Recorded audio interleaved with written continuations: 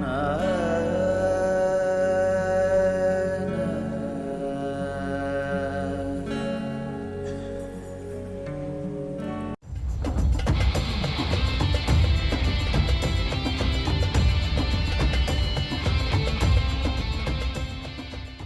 are delighted to have Sadhguru on stage.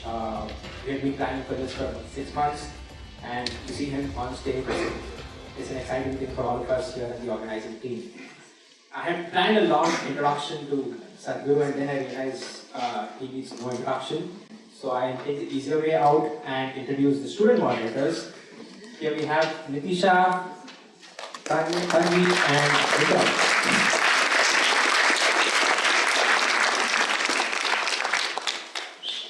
Nitisha and Vikram from the Harvard Kennedy School and Tanvi from the Harvard Business School. They're prepped up, all set, and here we go.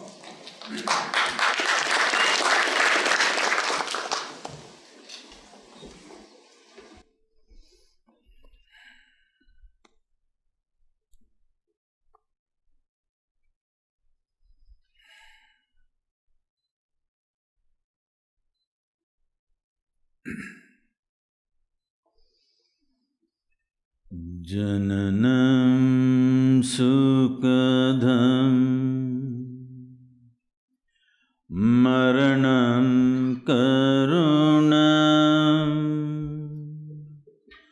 milanam maduram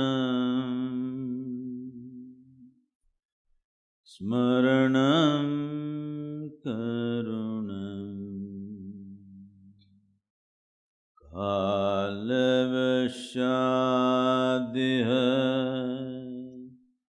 Sakalam Karunam Samayadipate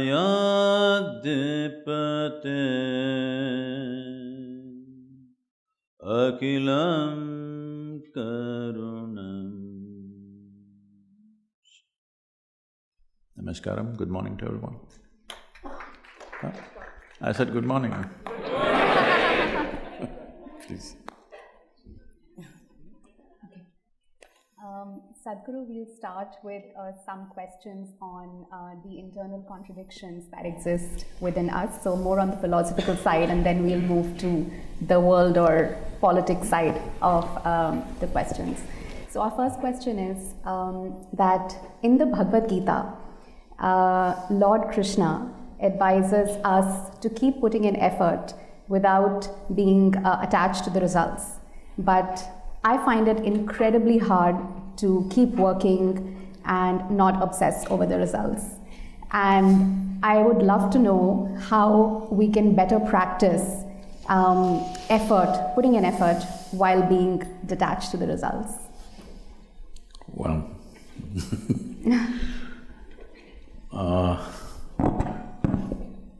I am not in any way well studied about any scripture.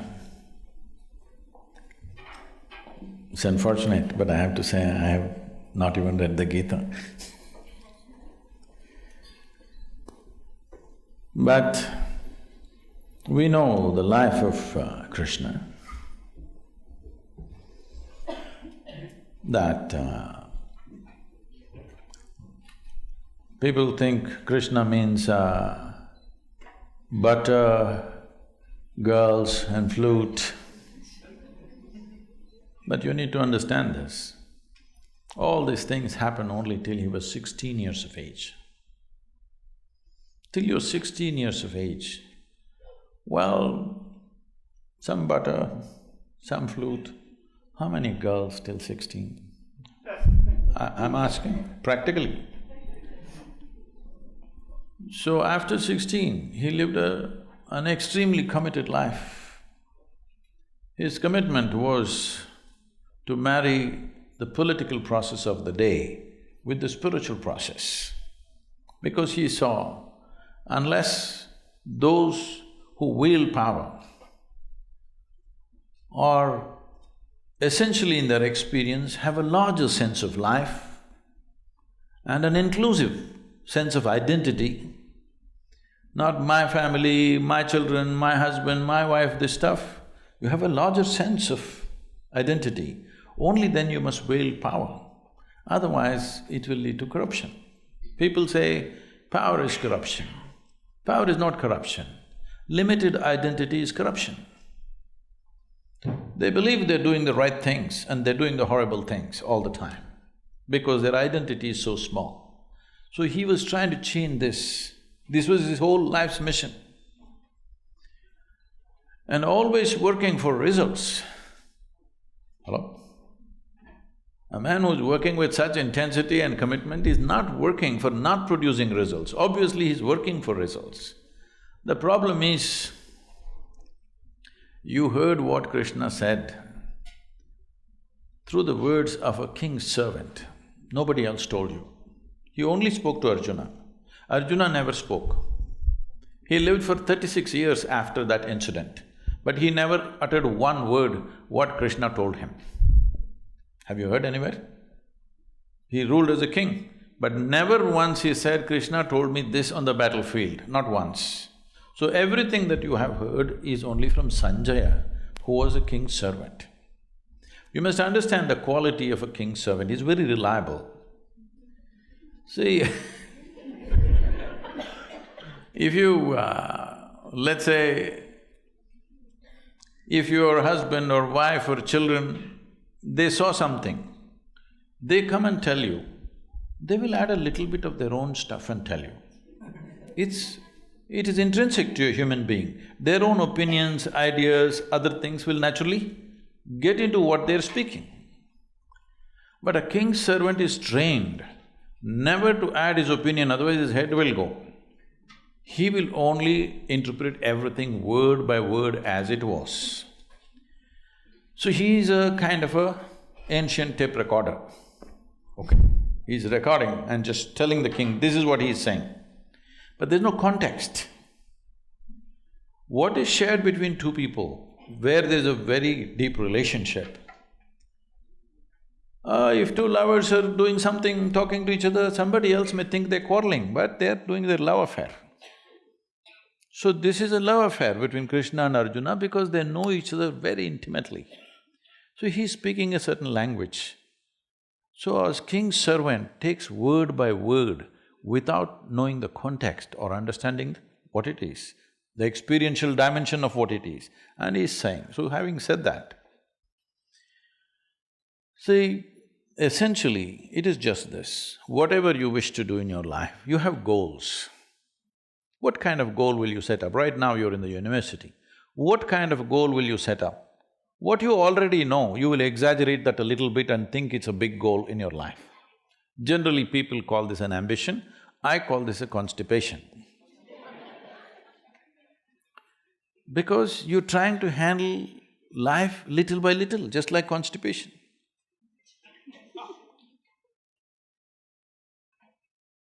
If you have a goal, your goal cannot be something absolutely new, it is only an exaggeration of what you already know, yes or no? Can you think of a goal that you simply don't know? How is it even possible? So, what he is saying is, there is a direction we have taken, but you have to be dedicated to the process, otherwise goal will just be hallucination. If you do one thing right now, just don't take this one breath, take the other breaths, let me see. That's all he's saying. He's saying without taking this step properly, you hallucinate about the goal, what is the point? In yoga we say this very simply. We say if you have one eye on the goal, you have only one eye to find your way, it's inefficient, that's all. So he's just talking about in a battle, if you're inefficient, it is not that you won't get your increment or promotion, you just get dead. Hello? In a battle, if you're inefficient, you think you will just lose your marks or something? A grade you will lose, is that what it is? No, you will be buried that evening. So he's telling him, because Arjuna is talking about how to kill all these people and me become a king, he says, you idiot, you've not become a king yet. You need to shoot this guy in front of you now, properly. Otherwise, not the king, you will be buried today evening. That's all he's trying to tell him. Is it wrong? So, every year in the month of November, we have a business event. So, 200 CEOs were there last year also, this November it's coming again. And they just look at how seamlessly Isha Foundation functions. Variety of activity, all volunteers. Volunteers means what? Nobody's trained for the job. They are super dedicated, but they're not trained for the job. And you can't fire them because they're volunteers. If you hired them, you can fire them. They're volunteers, how to fire them, you can't. So they looked at this and said, Sadhguru, we pick up the best from IITs and IIMs and all this stuff. But you're just doing with volunteers and your organization functions better than our companies, how is it? I said, see, all of you are dedicated to the goal. Here, I have continuously instilled in people that you're absolutely devoted to the process. Now what you're doing? You do this well. Most of them don't even know where I'm taking them, all right? They're working for a certain project, they don't know what is the goal. I have something else, if I tell them right now, they'll freak. Because my goals are so far, they will give up. So right now, we have instilled this in them, you just absolutely involved in the process. Know the joy of involvement, first of all. Without absolute devotion to what you're doing right now, you will not do anything significant in your life. Whether it's art, music, spirituality, politics, business, take anything. Without being devoted to the process that you're doing right now, you think you will do anything significant? That's all he's saying. It is all the scholars' interpretations and interpretations they are doing, messing up Krishna.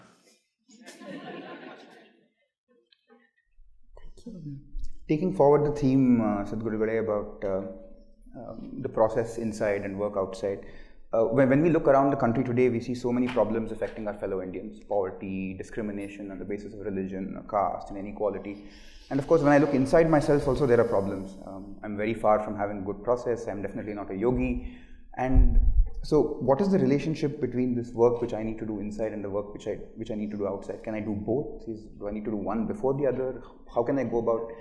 because I don't feel like accepting that I can do either one or the other. See, if you want to lift this tumbler, this amount of water, at least you need that much of strength, isn't it? You may not be a heavyweight lifter, but at least this much muscle you must have. Can I have water, please? Thank you.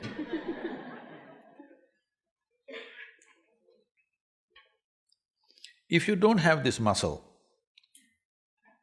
even taking up this cup won't happen, isn't it? So tell me, preparing to do something, the preparation should be before or after? A whole lot of people think their spiritual process, they will start after they're 70 years of age, when they're no good for anything. If you understand spiritual process as a disability, then that's the way to go. I see spiritual process as the greatest empowerment in my life's experience. I think it should happen at the earliest possible time. Unless you're planning to live elsewhere, those people who are in the upper strata, I'm telling you. If you're thinking you'll go there and live well, that's up to you. To put it in perspective, one of my projects, of the many projects, one of the projects is, before I fall dead, I want to make sure all the heavens are destroyed. Is that okay? No? You want to go there? Because I want to destroy the good food in the Hindu heaven. I want to make sure that people eat good food here. I want to destroy all those angels who are floating up in the clouds and heavens. I want people, angelic people, to be here. And of course, I want to destroy all those virgins up there. Because the very idea that there is a better place to live than this is a crime.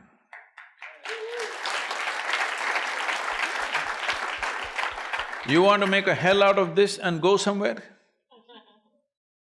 So, this is the fundamental issue. The issue is just this, if you want to do something, what can you do? You can only do what you are. Can you do something more? Can you? You can stretch yourself, but still only what you are, isn't it? So is it not important that first you enhance what you are? If you enhance this, activity will naturally happen. Right now, this is one complaint I'm seeing, and I'm seeing even in the universities people are going like this. We didn't walk like this when I barely went, but the little I went, we were… I'm seeing people are walking like this. It looks like they're practicing their last posture. See, the problems of life have not yet hit you, okay?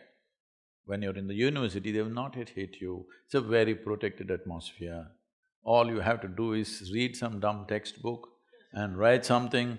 I'm not trying to belittle the study, but I'm saying the real problems of life have not yet hit you, right? The true challenges have not come yet. Here only if you're overwhelmed by this, how the hell will you live in the world, I'm asking? How will you take up any big issue? I'm saying, if you are an issue by yourself, obviously you will not take up any big issue and try to bring solutions, isn't it? First and foremost thing you must do is, in your life, you are not the issue, never. I am not the problem in my life. There are problems and problems. How many we can solve, we will see. All of them will never be solved. But how many can we clear in our life is a big question. But if you yourself are a problem, you yourself being problem means, see, I'm just meeting people every day, 50, 60 years of age, still they've not figured how to handle their thought and emotion. When are you going to get it? I'm asking. See, these are very fantastic faculties that only human being has, right? No other creature can think like us, no other creature can emote like us. They're very limited stuff. Here it is so evolved, now you're suffering that immensely. If you don't learn how to handle your thought and emotion, you're already 30, 40, 50 years of age, when are you going to learn? What is your lifespan? A million years, is it? I didn't know. What is the lifespan in Harvard University? Is it not very important that by the time you're 12, 15 years of age, you know how to handle your thought and emotion? Otherwise, you're a bloody issue all the time.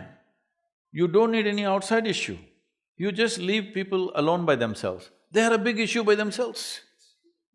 When you're alone, if you're miserable, you're obviously in bad company, isn't it? Hello? So if you don't settle this, if you step out, well, you will go about blundering and messing around all the time. It looks like you're working for a solution, but when you are a problem, you'll only spread problems. It may look like a temporary solution. This is the reason why after 1,000 years we're still talking about the same problems. Obviously we've not solved it, isn't it?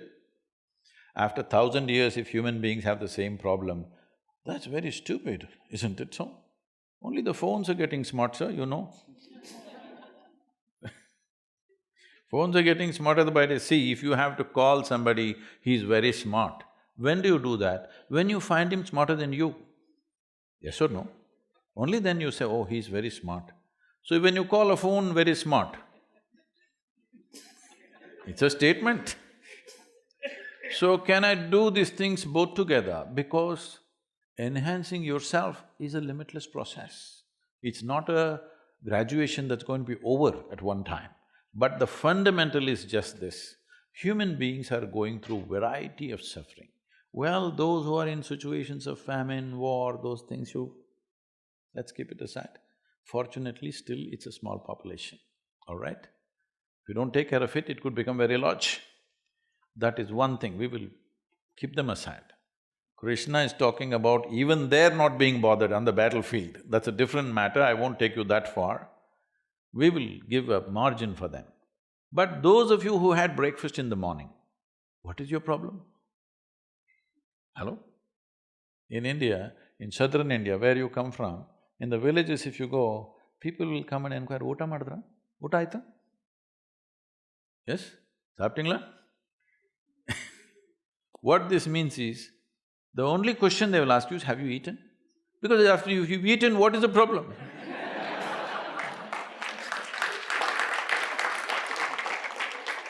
No, for most human beings, if they have not eaten, there's only one problem, food. The moment they eat, they have 100 problems.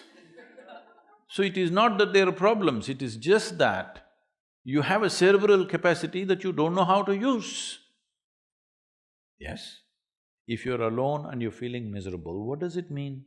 Your intelligence has turned against you. Once your intelligence has turned against you, you pray and call whatever forces you want, no damn thing is going to work for you, 100%. If your intelligence turns against you, you are a finished case, isn't it? Huh? All kinds of sufferings on a daily basis. What do you think they're suffering? When is the last time somebody poked you with a dagger? Never happened to you, isn't it? So what is the suffering? You're poking yourself all the time, endlessly. Oh, of course you have good reasons for that. There's no reason, it's just dumb stupid, okay? Yes, it's just dumb stupid that you're constantly poking yourself and you think it's being intellectual? Not at all, you just don't know how to use the sharpness of your intellect, that's all it is. Instead of using it towards a solution, you are making a big problem out of it. You think you're suffering life. No, you're only suffering the two most significant faculties of being human, which is a vivid sense of memory and a fantastic sense of imagination. This is what you're suffering. You suffer what happened 10 years ago. You suffer what may happen day after tomorrow already. What does this mean? This simply means you're suffering your memory and imagination. You have no contact with life because your psychological structure has become larger than the cosmic structure. This is your problem. This must be settled. Especially if you're going to get into public life, it's very important you settle this damn thing that you are not the problem. You're never the problem. Outside problems, according to our capabilities, we'll do our best, that's all there is. Sadhguru, one question on karma. She's So, can good karma cancel out bad karma? And what did you do today, I'm asking for humanity, not for myself. And is our life predestined or can we change it by karma? And what is good karma?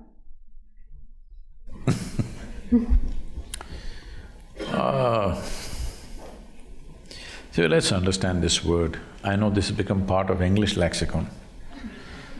Karma is an English word now. The word karma means action. As you sit here, there is physical action going on, there is mental action going on, emotional activity going on, energy activity going on in every one of us. Whether you're awake or asleep, 4 dimensions of karma are happening all the time. Since you woke up today morning, except for that bad karma you did no, you don't have to reveal that Since you woke up today morning till this moment, just a few hours, how much of these 4 dimensions of karma did you perform consciously? Should I answer? I was not conscious while performing my actions, they just happened. I'm saying for almost every human being is well below 1%. If you take in a day, well below 1%.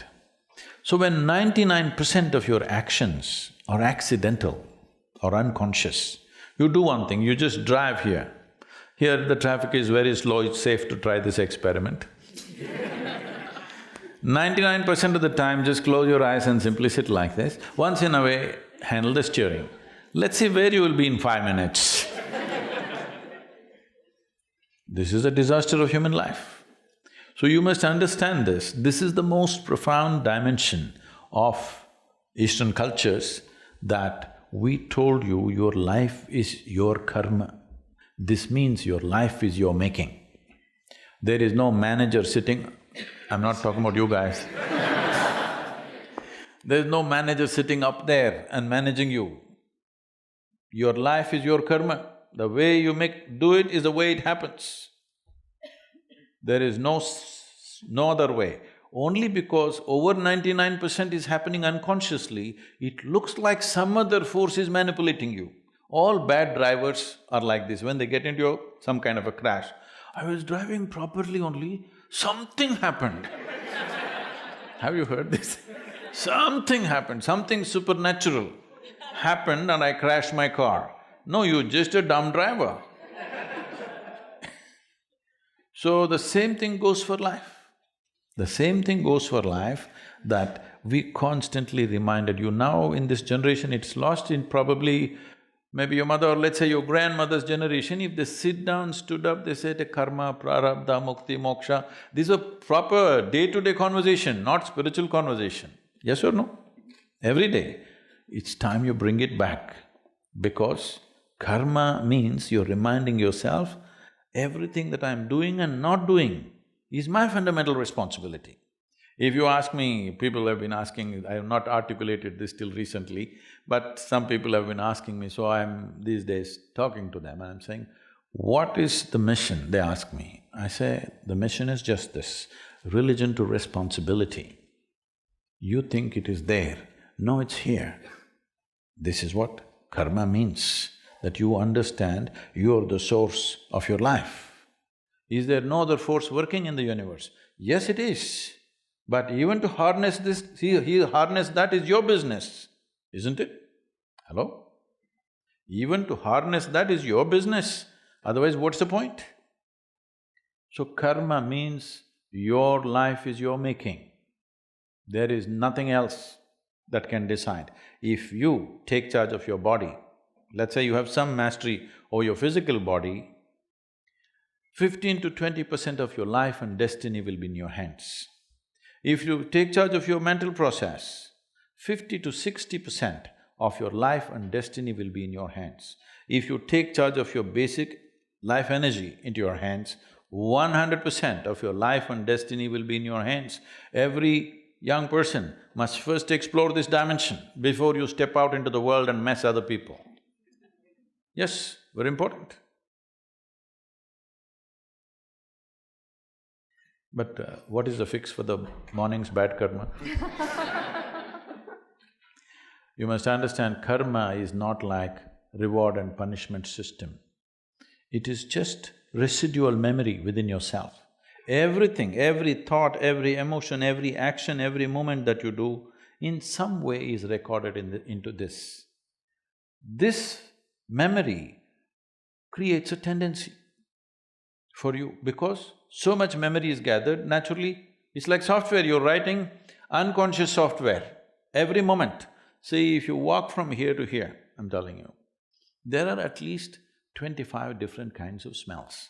You're not conscious unless something is very strong, acute, in some way, in a positive or negative way, then you will notice, otherwise you're not noticing.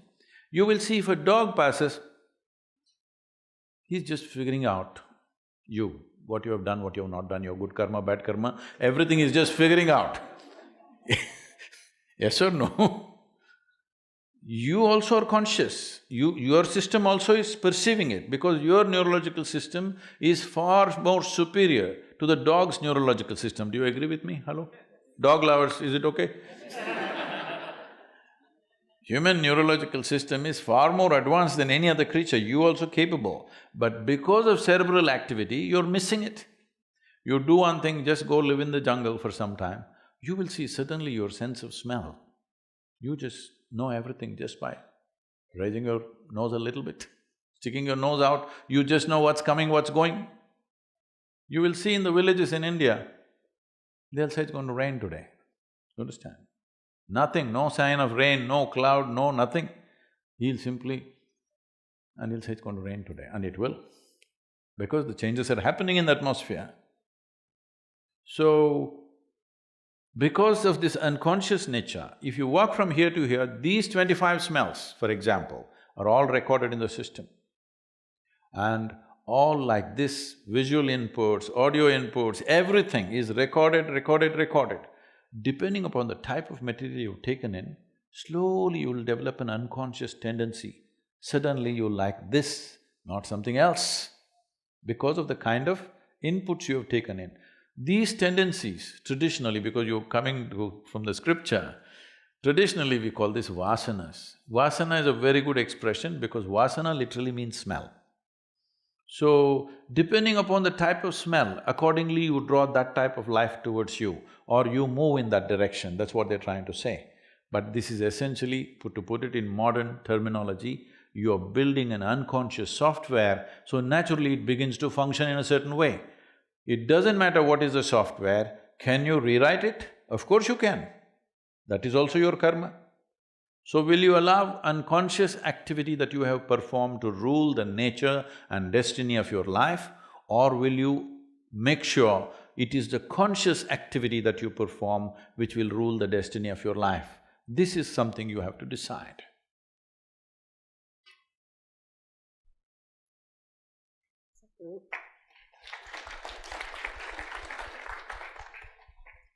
For a woman who chooses not to be a mother, who doesn't…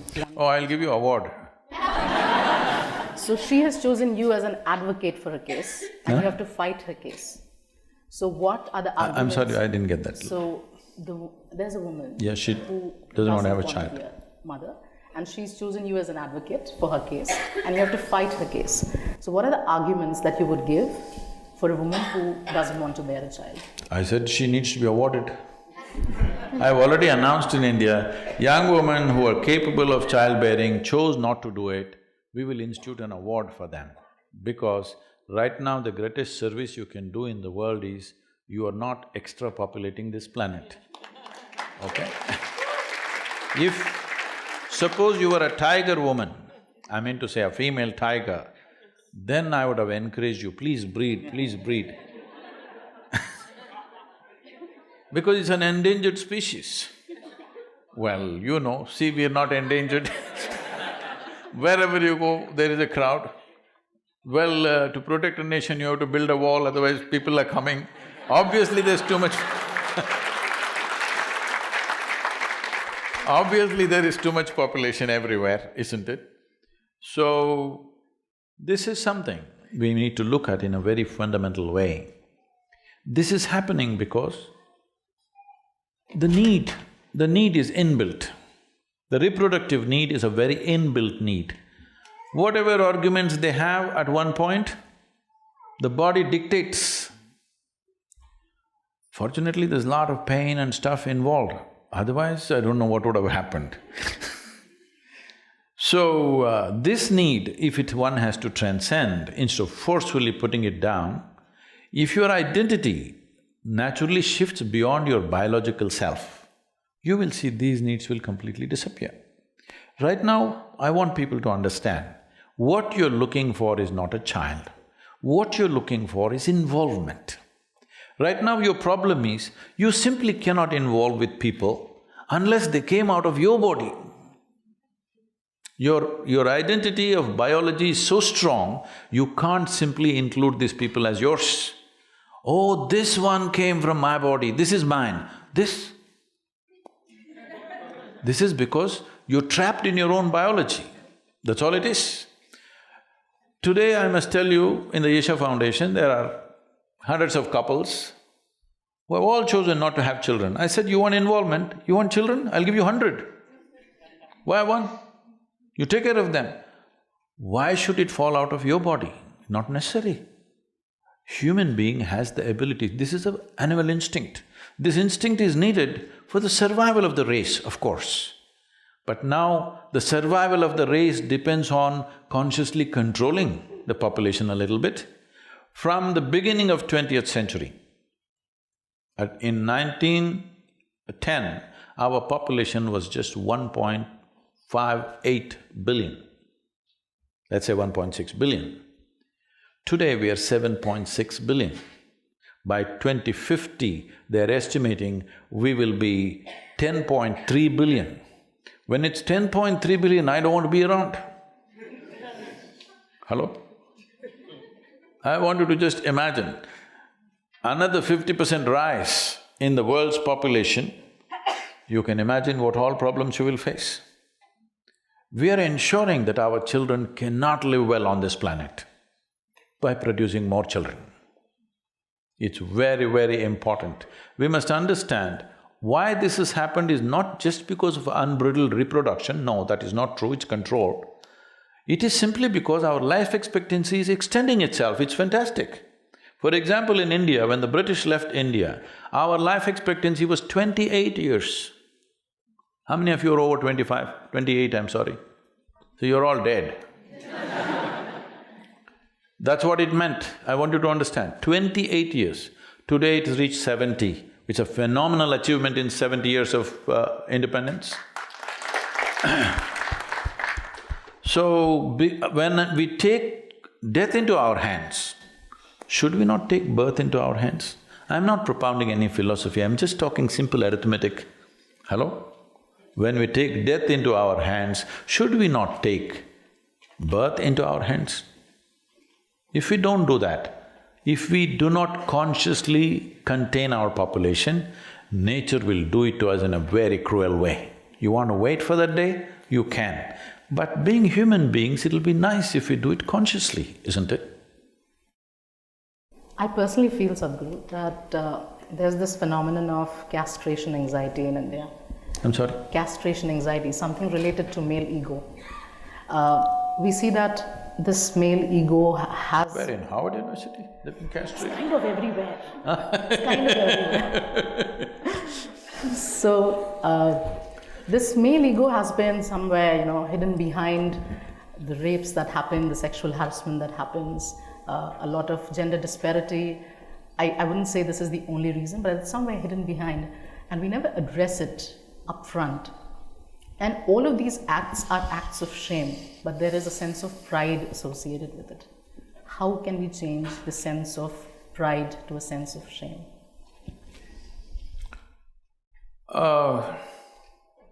See, in the question there is a contradiction. If there is a castration syndrome, there shouldn't be rapes. There are rapes means they're not been castrated, obviously, yes? So, we need to understand this. There are many aspects to rape. This is a dangerous subject to tread into because half the population could turn against you on the planet. And as you say, in the other half also they'll turn against you because nobody wants to look at it as it is. Everybody is trying to make this into a social cause. This is not a social cause. This is a very fundamental thing. Why is this happening? We need to look at it in a more fundamental way. One thing is you need to understand, human hormonal activity is real. It is not manufactured in your laboratory. It is not manufactured in your mind. It is real, it's in the body. So when does it start? Starts 13, 14 years of age and picks up momentum. Probably it hits its peaks between 18, 25. But so life was structured in a certain way to address this issue. But today we got modern. What modern means is totally messed up in your head. You don't look at life as it is. You make up a unreal reality in your mind and you think that is what should happen. Now we have an education system where generally by the time you're competent enough to get into life, you're like 25. So today, maybe you have a lot of relationships going in the university, but that's not the case everywhere. So the peak hormonal activity, there is no outlet, all right? There's no any kind of outlet. Well, girls were getting married 15, 16 years of age, boys were getting married 17, 18, before 20. So it was addressed, even if it was not physically addressed, it was emotionally addressed. That by the time you're 12, they're telling you, see, this is going to be your wife, this is going to be your husband. Emotionally, it was addressed, so they did not look here and there. So now, can we go back to that system? Not at all, it's not possible to go back there. What is the new system? At least we must debate, isn't it? If you leave it loose like that, a fundamental force in human society is hormone. We are born here, I want you to understand this, You and me are sitting here because somebody got horny, all right? Hello? Oh, you're not supposed to say this. No, they fell in love with you. Leave it. Somebody got horny. All right. That is why you and me are here, so it can't be wrong. You and me are here because of that. Only thing is how a human society can conduct this dimension in a graceful and aesthetically sensible way. That's all we're looking at, right? We're not talking about against sexuality, we're talking about how to conduct it in a graceful manner. To conduct it in a graceful manner, there must be addressing human issue as a human issue. This is not a social issue. This is not for sociologists to discuss. This is happening in the body. How do we make a conducive situation for people? This debate has to come. Simply putting it under the carpet and thinking something else and calling somebody a rapist, in the national media people are talking, we must castrate this boy, we must do this. What's happened to us? This is not the way. I'm not trying to approve rape, but I'm saying it is a genuine issue. It is not something somebody socially deviant is doing it. It is just that you're trying to suppress a basic energy within the human being, this will happen. Otherwise, will you put them on some sadhana where they will become like monks and be perfectly fine within themselves? You have not done anything like that in the society. There is no discipline of any kind. Everybody's, by the time 15, 16, they're consuming alcohol, where their judgment goes away. All right, you are encouraging alcohol, you are encouraging titillation, all kinds of titillation through the movies, pornography is like all over the place, and the guy is supposed to be like this. It's not going to work. 2 drops of alcohol, the guy loses his judgment and does stupid things. Is it right, wrong? That's not the way to look at it. Are we brave enough to address human issues as human issues and try to find solution? Is there an absolute solution? No. There's no absolute solution. But we can create a society where these things are minimal, right? There always is crime in every society, always has been. The question is how rampant. Isn't that the only question? Only a fool will think we'll create a society without crime. It doesn't happen like that. It is just that how minimal can we make it? So last question, Sadhguru. So in today's society, many influential people, judges or senior civil servants, armed forces officials, they don't express their personal political views in public because the thinking is that they hold a post which should be beyond any political party. Now, what do you think the role of spiritual leaders should be when you're thinking about politics? See, everybody as a citizen has a right to express their opinion if they wish. But people who hold positions in the government, they're not supposed to take political positions. In personal life they can, but in public life they cannot. I have imposed this upon myself. I need not, many people have not, but I have, that in public I don't take political sides. Because if I take a side, I may move off millions of votes in one direction, which I don't want to do. Why I'm saying this is, my concern is this: if one individual can move, let's say, 1 million or 10 million or 100 million votes, this means we will go back to feudalism, not democracy. The idea of democracy and secret ballot is that every person will think for himself or herself and cast the vote. You are not even supposed to influence your family, actually. I strictly maintain, my daughter asked me, whom should I vote? I said, you just acquaint yourself what's happened in the last 5 years. Do you see you want the same people or not? You make up your mind. Because if everybody does not think for themselves, right or wrong, it doesn't matter. If they don't think for themselves, then there is no democracy. I would say, I'm sorry, but I think in United States there's no democracy, it's feudalism. Because my father was a Republican, I'm a Republican, my grandfather was a Republican, I'm a Republican. The same thing goes for Democrats. How is it democracy? You're already fixed. I'm pushing for this in India. I know everybody, all political parties will be against me. I said, political party membership should be taken away.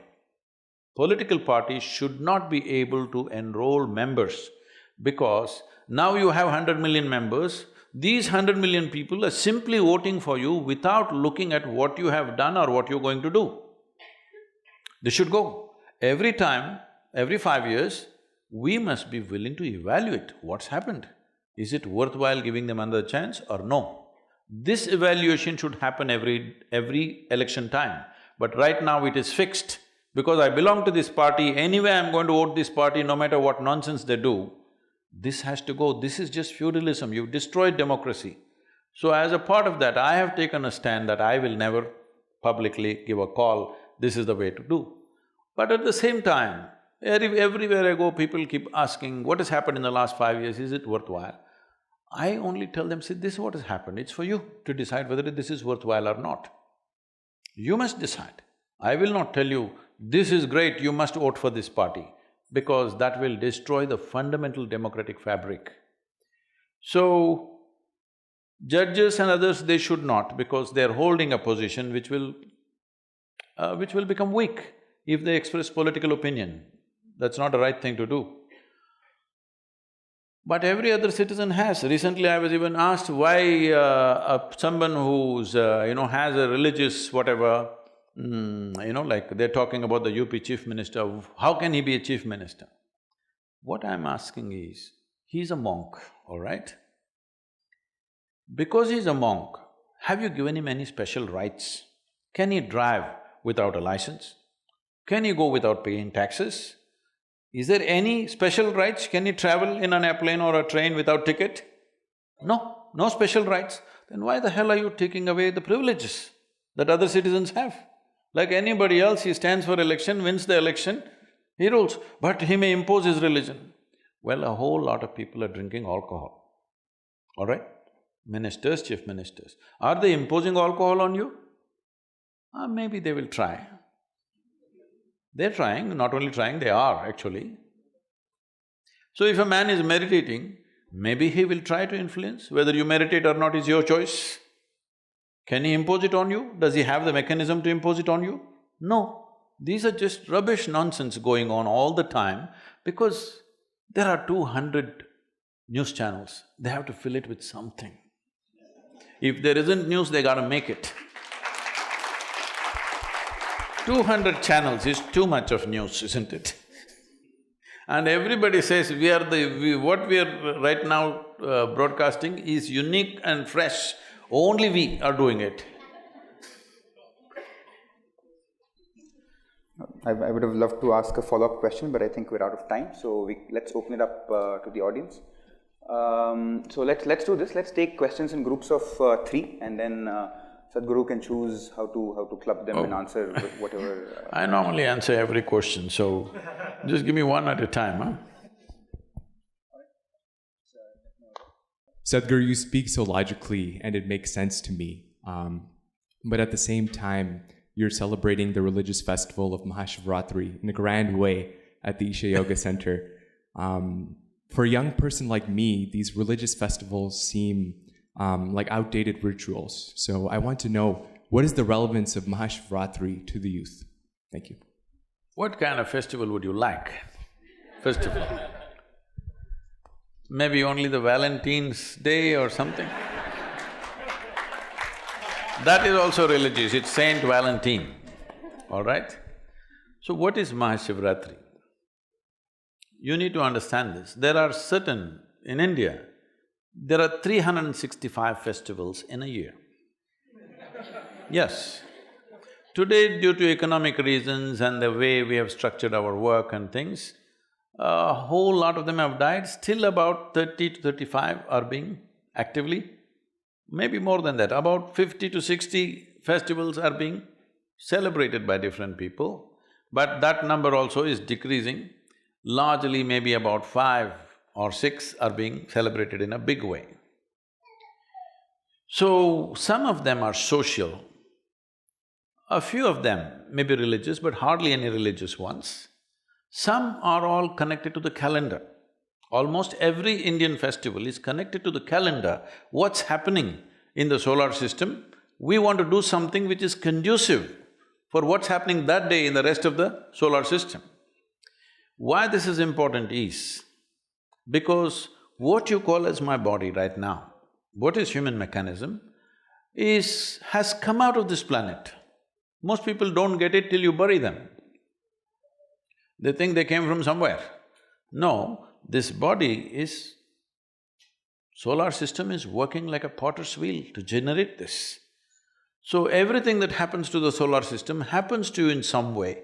So there is a very keen observation of what is happening in the solar system today. Accordingly, we have crafted one kind of celebration and we do those specific things. So on Mahashivratri night, to cut it short, because this is an elaborate subject what you opened up, on that day, which doesn't fall on the same calendar, the regular modern calendar date, this time is on 4th of March. On that day, there is a natural… because planet is not spinning like this, it is spinning a certain way and there's a precision to the planet. You know what's a precision? Hello? No, not precision in terms of exactness, I'm talking about what is precision in terms of the planet. The planet's axis is not simply rotating like this, it is going like this. It is a wobble, there is a wobble to the planet always. Because of that wobble, it creates a certain kind of situation on the planet. So on that day, especially in the northern hemisphere or only in the northern hemisphere, there is a natural upsurge of energy.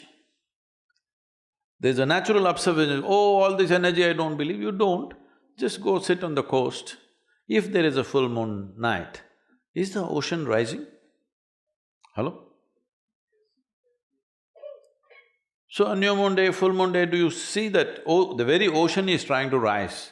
Well, over 2/3 of your body is water. What makes you think water inside the body won't rise? All the fluids in the body are also rising. So you will see these things are there everywhere. If you've ever been in a mental institution, no, you could have gone there and just followed. You will see on full moon days and new moon days, people take extra care because those who are psychologically disturbed become far more disturbed. People think moon causes madness, that's why lunar and loony and all this stuff. Moon does not cause madness, it just pulls everything up. If you're a little crazy, it makes you more crazy. You're a little loving, it makes you more loving. You're a little meditative, it makes you more meditative. Whatever is your quality gets enhanced because it's there's an upsurge in the system. This particular day, after the solstice happens in December, 22nd of December is the winter solstice. After that, the planetary precession is such that there is a natural upsurge on that particular night in a very big way.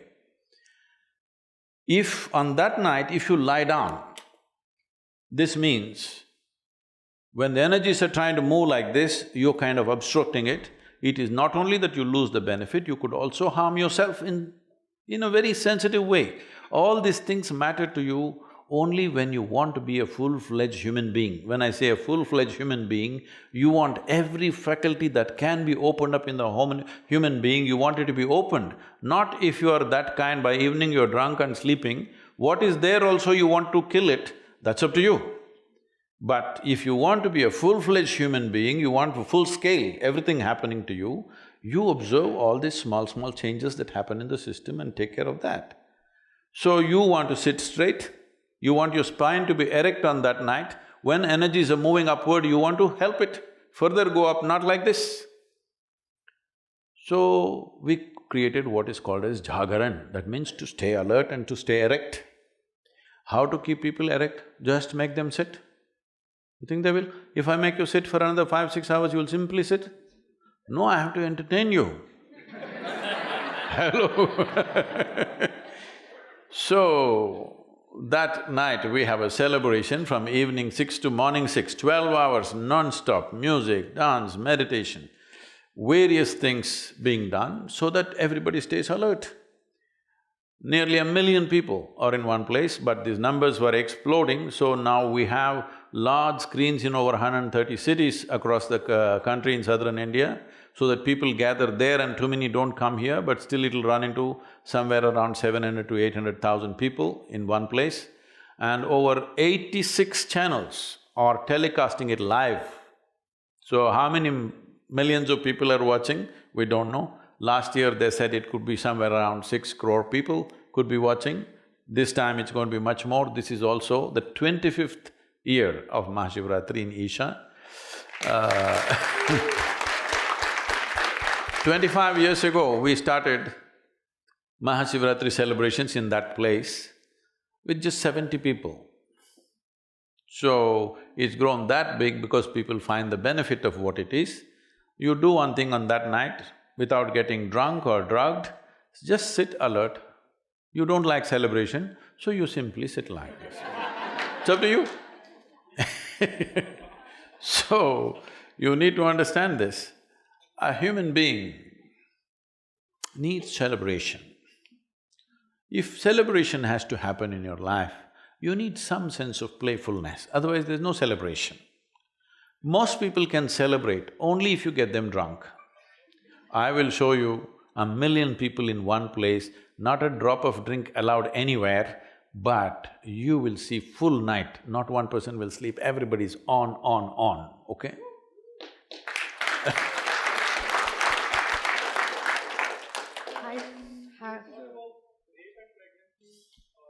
Go ahead. Please, wait for the microphone, please. Hello, please wait for the microphone. Could If someone everybody hand him- goes off like that. Could someone hand him a microphone, please? So I have a question for you. And Sorry, thank you so much. one moment, ma'am, one moment. Okay. The gentleman. Sadhguru, your thoughts, I would say, or I could say your answers about the questions on pregnancy, or whether your thoughts on like what it means for women to bear children or not bear children and the choice thereof, was a beautiful answer. I could Please, relate to everything just come that to you're the saying. question, time is very… The context is slightly necessary, I'll keep it short. And your answer about rapes and increasing cases of rapes, or them being sort of a social crime, but also there is an association of pride, etc. That was a question. And both the answers in and of themselves were honest answers, but together… Hurry, this is not a commentary, just come to the question. But together, is it possible that there was in your two answers perhaps unconscious bias or double standard? Because in the answer to pregnancy, you said, oh, it is just your primal instinct, your biological need for an identity to care about a certain person, you should grow beyond it. And in your answer about rape, you said, oh, humans have this I know what I have said, hormonal please. urge, and we are not… I know what there I is have no said, out- why don't you just ask the question? Huh? So the question I is… know is what it, I have said. is it Just come to the question. Is it possible that in these two answers there is perhaps a subconscious bias, or am I reading it wrong? Those two answers to me seem like, All right. oh, this is biological, let it go. Oh, this is biological, it won't go. I think you've made your point, so let's hear Please. the answer. Oh.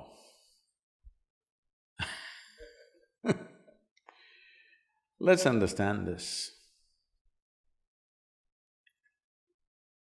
The hormonal impact on human biology is such, it subjugates one's intellect, subjugates one's knowledge, subjugates social order and acts beyond that.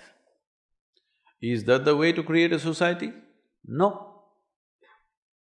The whole idea of creating a society is that all these things will fall into a more graceful slots so that they will function smoothly to everybody's benefit, not against anybody. That's the whole idea of trying to bring a civilization to a society is just that, that's the effort. Have we ever, in these whatever thousands of years, have we ever succeeded 100% in this effort? Have we? No.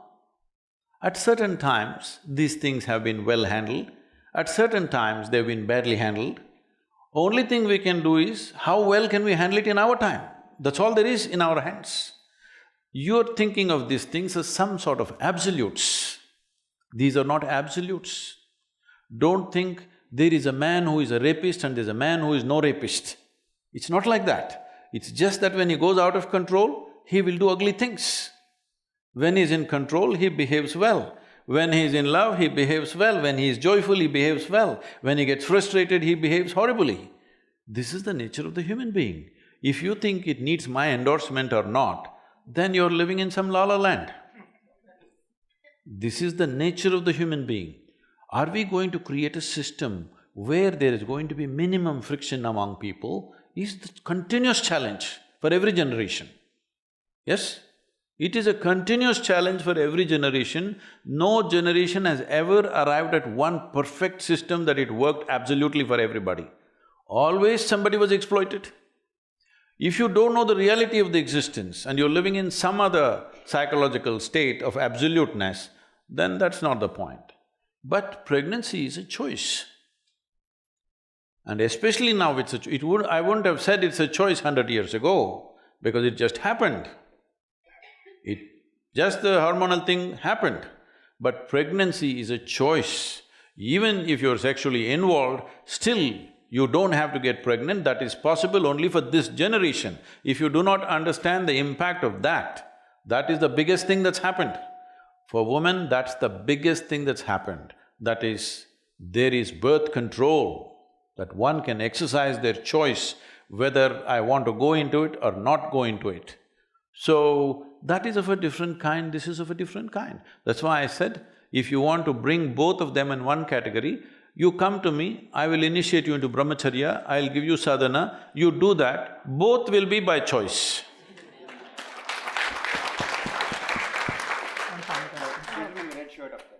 Thank you so much for coming here. I just wanted to ask you about how we can contribute back to society and give back, because everyone keeps talking about contributing and contribution, but it's really hard for each person to come up, and just want to hear your thoughts on it. See, when I talk about giving back something to you, that means I have stolen something from you already. Please don't do that. If you don't do the first act, the second act will not be necessary. As a part of this, we have started this conversation in the business world. It's still picking up momentum, but not enough momentum. I'm talking about structuring businesses in such a way that you understand, in any transaction, you're talking about sustainable business. Not only ecologically, the business also has to sustain as a business. If any relationship has to sustain, it must be beneficial for both the parties. Whether it's marketplace or marriage, I want you to understand, you're not, but whether it's marketplace or marriage, unless it benefits both the people, this transaction is not going to go for long, isn't it? So to build a business in such a way that always it's beneficial for both the parties, if you do, first I don't have to take it and then at the time of retirement I want to give it back. What is this? This is like the old, even the mafia and Robin Hoods who steal from other people also give it to people because otherwise they cannot survive. So first don't take it and then try to give it back. Why? Why can't our life process itself is useful to everything that we do? Why can't businesses be built in such a way that it's naturally beneficial to everybody? And if you make this happen, if you structure today a lot of impact businesses are coming which are all thinking on these terms. It is still not large enough as it should be, but it's beginning to happen. As a part of this, right now one of the biggest problems we need to address in the world in the next few years is going to be migration. It's estimated nearly 1.5 billion people will migrate in the next 5 to 10 years' time. When 1.5 billion people start moving, not one wall, people will try to build walls everywhere. And wall is a solution only till the tide is of a certain level. When the tide increases, it'll fall over the wall. It will. I'm not just talking about one country, I'm saying everywhere. So what is the solution for this? The problem is just this, right now, nearly 80% of the world's investment is probably in approximately 25 to 30 cities on the planet. This needs to spread. If investment has to spread, who will risk spreading their investment to a place which is harder to do business? You have to create a fund which will allow a little more easy money. If you want easy money, you must invest it in impoverished societies. So we are looking at this in a big way, trying to work with the United Nations and the large businesses and to set up a trust where businesses will be given soft loans for long gestation period, 12, 15 years, so that you have time to go there, train the people, create talent and create a business and create livelihood there so that people don't have to go away. What kind of business? Well, businesses can decide what kind depending on the terrain, people, the nature of everything else that is their ecosystem. But if we don't do this now, that if we don't spread the world's investment into various areas, you will see when one segment of population is living with so much comfort and well-being, another segment has nothing, you cannot control it. All these years you controlled it because there was no transportation, you understand? Now everybody has transportation. One way or the other they will come in. One way or the other they will come in. It doesn't matter what kind of barriers you put up, in the next 10 years' time, they will come anyway unless you put investments in various places and create livelihoods. The businesses have to be structured like this. Young people who are studying business, you must think of solving world's problems rather than just thinking of some fanciful ambition. Your ambition, whatever it is, I want you to understand this. You will realize this as you go with your life, but if you realize early, it's better. In terms of activity, whatever activity we perform in the world, how deeply we touch another life is the most profound satisfaction of activity. That's the purpose of activity, really. Do you want to write a book that nobody wants to read? No. Do you want to cook something that nobody wants to eat? Do you want to build a building where nobody wants to live? When you do something, you want it to touch somebody's life. So if this is the thing, the young people who are going into business, you must think on these terms. How to impact maximum number of lives and where can we do it? If we don't create this opportunity and allow migrations to happen, you will see terrible things happening when people migrate.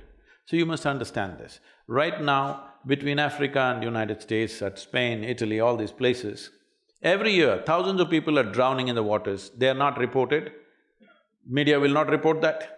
Nobody wants to report that because they're unwanted people. But some deaths will be reported. Deaths are reported. Is anybody capable of reporting the human suffering of leaving their homeland, dragging their women and children and going somewhere? That suffering, can anybody report ever, I'm asking? Is death the only thing that matters? Human suffering matters, isn't it? Human suffering cannot be reported by news media. Only if deaths happen, they will say 100 people died, 200 people died, but that is not the real thing. Those thousands of people who left their homelands where they have lived forever and coming and desperately looking here and there, losing their wives and children and husbands and searching here and there, this is not a small thing.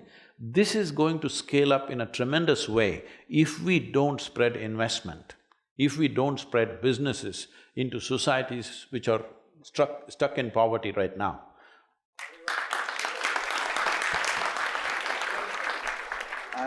We are out of time, it's 12:30. So on behalf of everybody, let me thank Sadhguru very much. Thank you so much.